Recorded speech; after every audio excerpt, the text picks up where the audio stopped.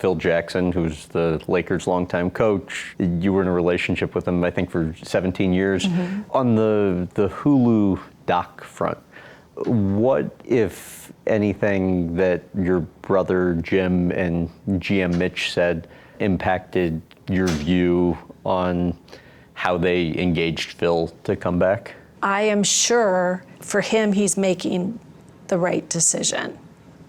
But for what I could see, it just, I know they made a mistake. Because your brother had come to you asking if you thought Phil would come back. You had said, reach out to Phil. They have the conversation.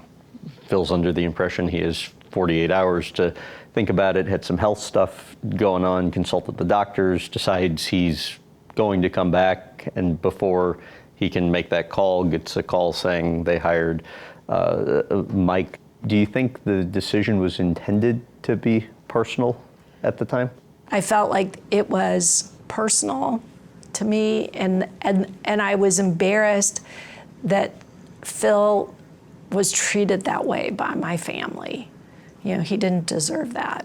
And so he was willing to come back and coach Pau and Kobe one more time, and that, we still had an opportunity because we had Kobe, because we had Pau, that we would be able to, bring the team back, go for another championship.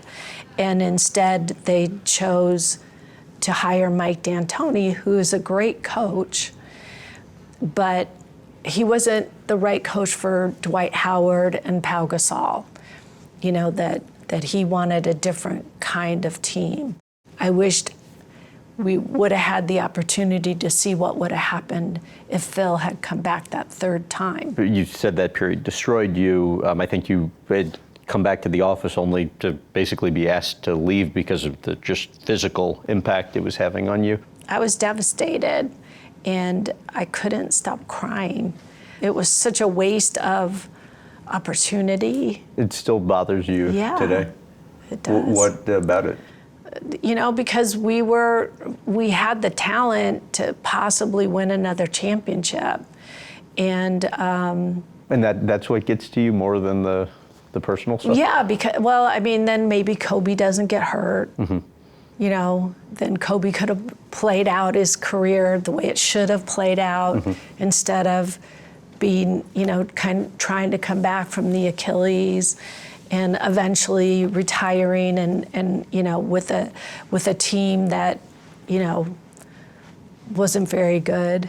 What about the first conversation with Jimmy? I don't think I spoke to him for a while after that. And, and Phil, in some ways, like Phil was relieved, like he really didn't want to have to go back to coaching. So your dad passed away. You're essentially given final say for the team. What's that process for you like, going about determining kind of what your dad's final wishes were with regards to the Lakers? My dad had told me, I expect you, Jeanie, if a change needs to be made, I expect you to do it because you will have the authority to do that.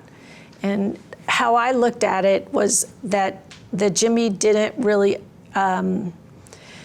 take the time to understand where I was coming from running the business side of the operation, and that, when we signed our new 25-year deal for our broadcast partner, their question to me was, we know how the team has operated the last 25 years. Are you going to operate it the same way the next 25 years?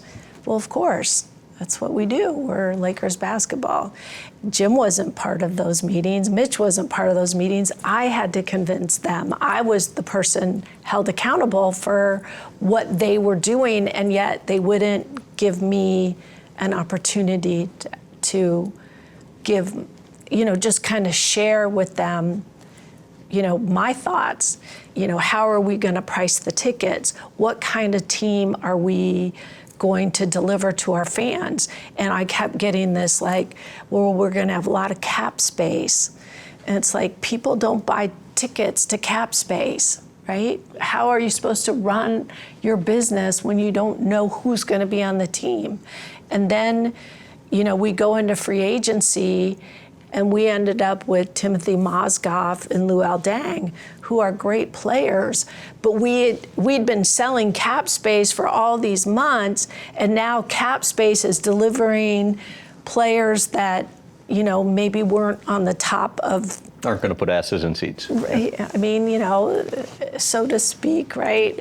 So it was really difficult to be on the business side of the operation and not know what's coming next. And then, they had Mike Brown as coach, and then they switched to Mike D'Antoni, and you can't turn over a coach every 18 months because the roster can't reflect that coach's style. And it was too hard to read, and that's how our fans felt. They were like, what is Laker basketball? Kobe, and I know it's a tough subject, but he was somebody that did give you advice during this period of transition with the front office transition as you were kind of deciding what to do with your brother and what to do with Mitch. How about the best piece of advice you got during that time? It was about how you execute, right? And isn't that like so Kobe? It was like, have a plan, know what you need to do leading up, know what you're going to do afterwards. It isn't an impulsive thing. You have to be serious and committed. You have to follow through. And that impacted you how? Oh, just, it was like hearing my dad again, and that, he had faith in me. We had a really good relationship. He wanted to see the Lakers do well, but he was very much about, if you're going to do it right. I don't regret anything that happened. I mean, it was, it was a little rocky, and, meaning that we made the change, Magic came in. What did you learn about yourself when you're kind of fighting for your survival during that period? You have to have a small circle of people you trust, and you have to do the work, because there's no amount of hiring PR people to get people off your back. The only proof will come in wins and losses. And to be the last team standing in 2020 in the bubble was a real testament to, the team that Rob had put together, and the sheer will of LeBron James, and what the NBA created by giving us a chance to finish out that season.